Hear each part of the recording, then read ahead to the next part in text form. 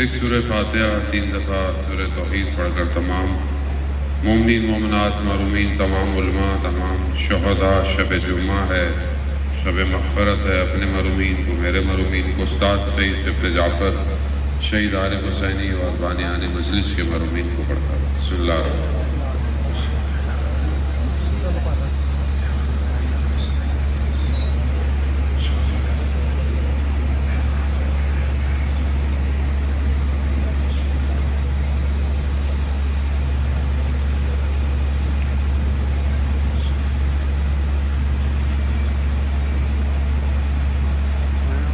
امام زمانہ کی سلامتی کے لیے ایک دفعہ صلوات ہے۔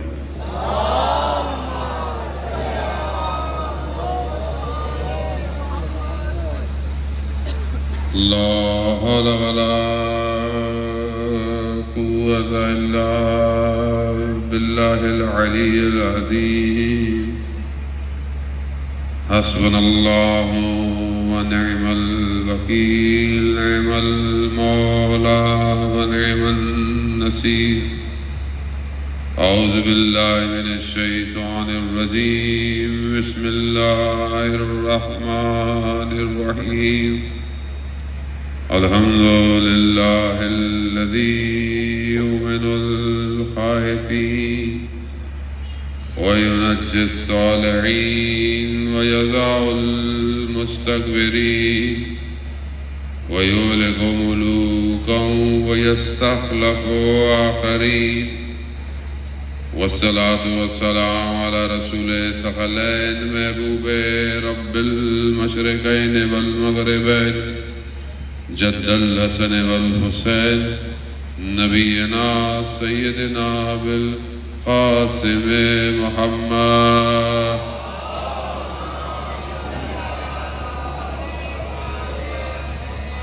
وعلى آله الطيبين الطاهرين المعصومين، لا سيما بقية الله في الأرضين، روحي وأرواحنا لتراب مقدمة الفداء، ولعنة الله على أعدائهم أجمعين۔ بسم الله الرحمن الرحيم۔ رب اشرح لي صدري ويسر لي أمري واحلل عقدة من لساني يفقهوا قولي، اما بعد فقد قال اللہ تبارک و تعالی فی کتاب الحکیم والقرآن المجید، وما خلقت الجن والانس الا لیعبدون۔ صلوات بھیجے محمد والا۔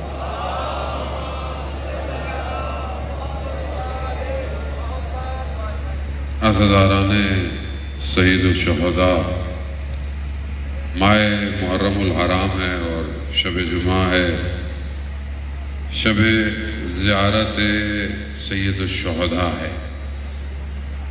آج کی شب تمام روحیں کربلا میں ہوتی ہیں، انشاءاللہ ہماری روح بھی کربلا ہونی چاہیے۔ گو کہ جہاں پر بھی ذکر ہے، جہاں پر بھی مجلس ہے، یقیناً وہاں بیٹھے ہوئے لوگوں کے دل کربلا ہی میں ہیں۔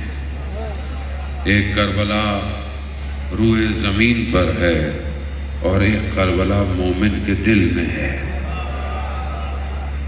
اور ظاہر ہے جس کے دل میں حسین ہو اس کے دل کی بڑی قیمت ہے، اور جسے حسین خرید لے دنیا اس کی قیمت نہیں لگا سکتی۔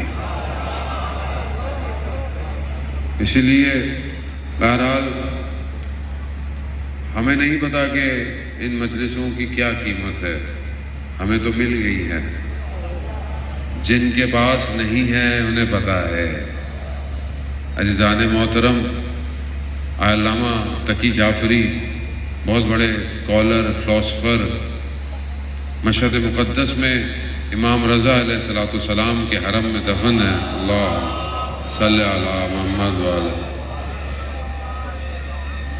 ہمارے استاد حجت الاسلام ڈاکٹر رفیع کہتے ہیں کہ میں نے ان سے ہمدان یونیورسٹی کے لیے ٹائم مانگا، ماہ محرم تھا، تو انہوں نے کہا میرے پاس وقت نہیں ہے۔ کچھ دنوں میں مجھے پتا چلا کہ وہ مزدوروں کی ایک مجلس پڑھ رہے ہیں، مزدوروں کی مجلس پڑھ رہے ہیں۔ میں ان کے پاس پہنچ گیا، میں نے کہا میں نے آپ سے یونیورسٹی کا ٹائم مانگا اور آپ نے کہا کہ میرے پاس ٹائم نہیں ہے، اور آپ ایک مزدوروں کی مجلس پڑھ رہے ہیں۔ کہا میں گزر رہا تھا ایک جگہ سے، تو وہاں مجھے مزدور ملے۔ مزدوروں نے کہا کہ ہم یہ بلڈنگ بنا رہے ہیں، محرم آ گیا، ہم نے اپنے مالک سے اجازت لی کہ ہم اپنے گھروں میں واپس تو جا نہیں سکتے، کام جو کرنا ہے، تو ہم یہیں پر ایک کمرے کو امام بارگاہ بنا لیں۔ بولا ہاں بنا لو۔ کالا کپڑا لگایا امام بارگاہ۔ تو وہ مزدور میرے پاس آئے، وہ مجھے جانتے نہیں تھے میں کون ہوں۔ کہا ایسی ہے، کوئی مولانا گزر رہا ہے، پکڑ لیا۔ کہا شیخ ممبر ہے، ممبری نہیں ہے۔ ممبر ہے، ممبری نہیں ہے، یعنی ممبر تو بنا لیا، پڑھنے والا نہیں ہے، مجلس پڑھیں گے۔ اب علامہ تقی جعفری جو جرمنی میں جا کے یونیورسٹیوں کو لیکچر دیتے تھے، کہنے لگے میں نے اپنے دل سے کہا اگر کوئی چیز قبول ہوگی تو یہی مزدوروں کی مجلس ہوگی۔ خوب عزیزان محترم، مجلس چھوٹی بڑی، مجلس تو مجلس ہے، بس اس میں باوضو آنا چاہیے۔ ہمیں نہیں پتا کون سی مجلس قبول ہو جائے۔ انشاءاللہ کہ خدا آپ کے اس عزاداری کو قبول فرمائے۔ اس شوق اور محبت سے امام کے عشق میں آپ لوگ آئے ہیں، کھڑے ہوئے ہیں، جگہ تنگ ہے، اس کے باوجود اس کا اجر ہمارے پاس نہیں، نہ بانیان مجلس کے پاس ہے۔ اس کا اجر سیدہ سلام اللہ علیہ آپ کو دیں گی انشاءاللہ۔ عزیزان محترم، سید الشہداء جو کربلا آئے ہیں، اس کا ایک ہی مقصد تھا، اور وہ لا الہ الا اللہ، ایک خدا کی عبادت۔ اب آپ کہیں گے سامنے والے مگر اللہ کی عبادت نہیں کر رہے تھے، وہ بھی نمازیں پڑھتے تھے؟ نہیں، نماز وہی ہے جو امام کی معرفت کے ساتھ ہو۔ امام کو نہیں پہچانا وہ کیا نماز پڑھے گا؟ وہ یہی نمازیں تو تھی اللہ اکبر اور رسول کے نواسے پہ تیر چل رہے تھے۔ بس ہمیں بھی اپنی زندگی میں یہی دیکھنا ہے کہ ہم اپنی زندگی میں کیا اس خدا کو پہچانے ہیں جس خدا کی خاطر امام حسین کربلا آئے۔ میں زیادہ وقت نہیں لوں گا کیونکہ بہرحال جو ہے وہ ہمارے بہت عزیز دوست جنہوں نے نواخوانی کرنی ہے، فلانا علی وارث وہ رستے میں ہے، مجھے بھی ہے شہر سے باہر نکلنا ہے۔ بہرحال چند گزارشیں، خدا انشاءاللہ اس کو قبول کرے۔ عزیزان محترم، خدا کو پہچان، خدا ہماری زندگی میں کتنا ہے۔ خدا کسی جگہ پہ نہیں، کسی مقام میں نہیں ہوتا۔ خدا خالق ہے، خدا ہر جگہ ہے، ہر چیز کے ساتھ ایسے ہے جڑا ہوا نہیں ہے، ہر چیز سے جدا ایسے ہے کہ اس سے دور نہیں ہے۔ خدا، آپ یہ نہیں کہ خدا میرے اندر آئے گا، خدا کسے اندر آئے گا؟ خدا کہیں اندر تھوڑی آ سکتا ہے، خدا ہے۔ خدا لفظوں میں تعریف نہیں کیا جا سکتا۔ اللہ جل جلالہ سبحانہ تعالی، ساری حمد و ثنا اسی کے لیے۔ الحمدللہ رب ساری حمد اور ثنا عالمین کے رب کے لیے۔ خوب یہ رب میری زندگی میں کہاں ہے؟ یہی سارا مسئلہ ہے۔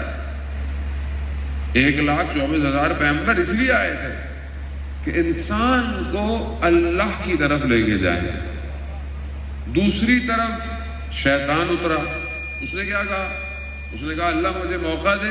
سورہ اعراف میں، باقی قرآن کی آیتوں میں آپ ماشاءاللہ اہل قرآن ہے. آپ جانتے ہیں شیطان نے کیا کہا؟ مجھے موقع دے، فرصت دے، میں انہیں آگے پیچھے دائیں بائیں سب سے ان کو بہکاؤں گا، اغوا کروں گا. کیوں؟ تاکہ یہ تیرے بندے نہ بنے. اب یہ دو طاقتیں روئے زمین پر ساتھ ساتھ چل رہی ہیں. یا اللہ کا بندہ ہے یا شیطان کا بندہ ہے. درمیان میں کوئی نہیں ہے. درمیان میں تو کہتا نہیں میں تو ادھر بھی نہیں ادھر بھی، ایسا کوئی نہیں، اسٹوری کوئی نہیں ہے. یہ اسٹوری ایک ہی ہے. درمیان میں منافق ہوتا ہے.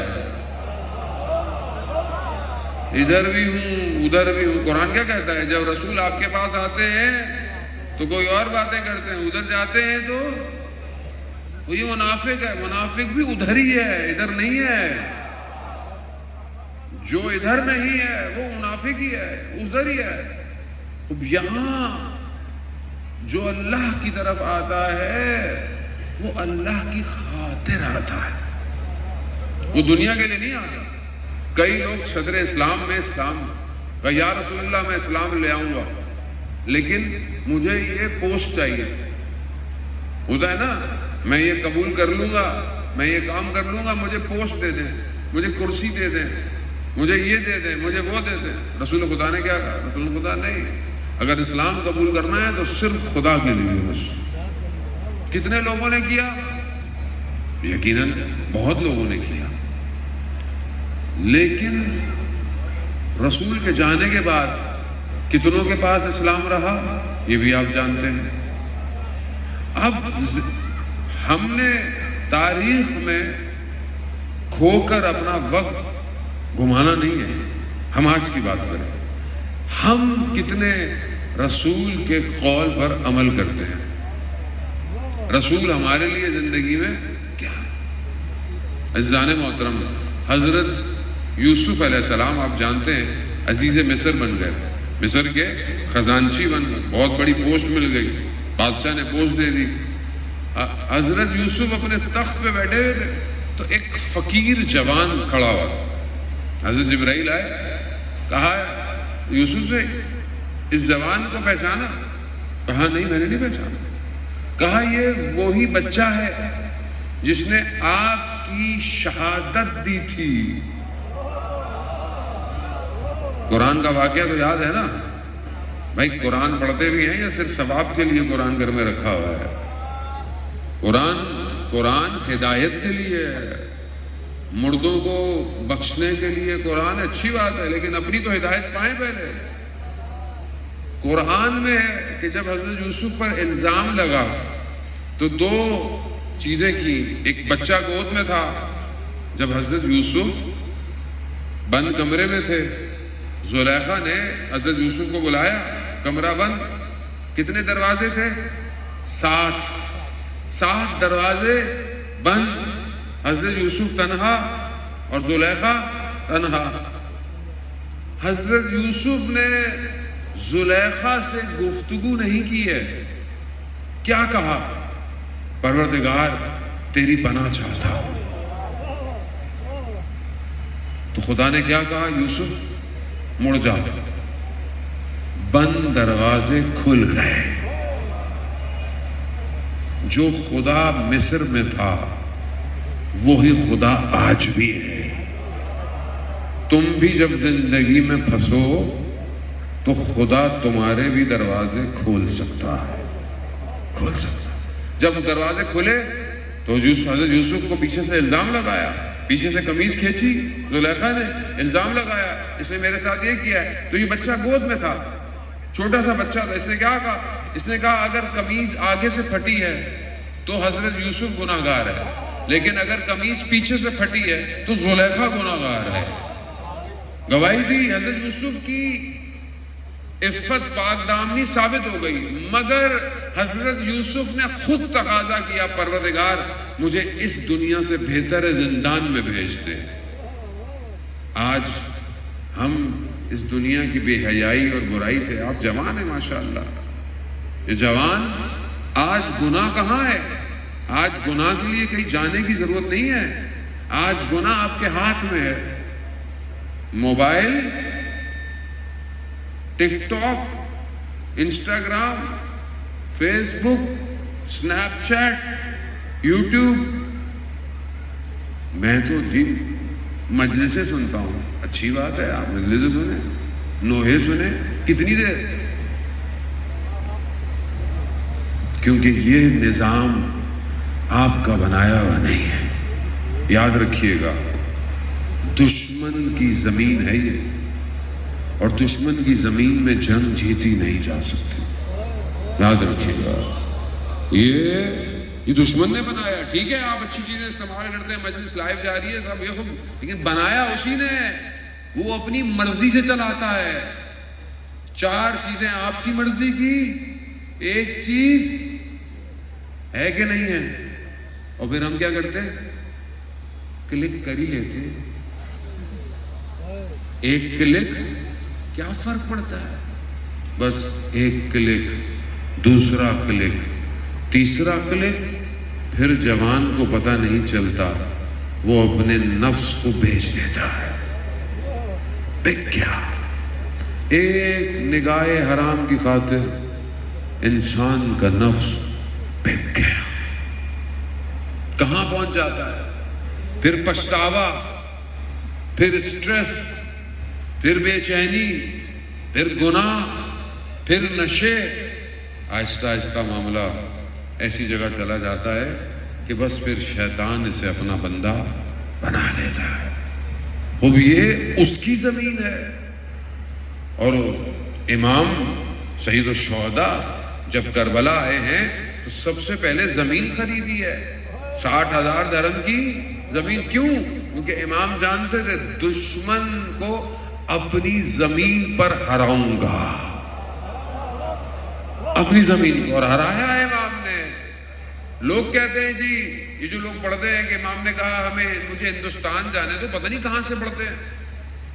کوئی ایسی روایت نہیں ہے. امام کیوں کہیں گے مجھے ہندوستان جانے دو؟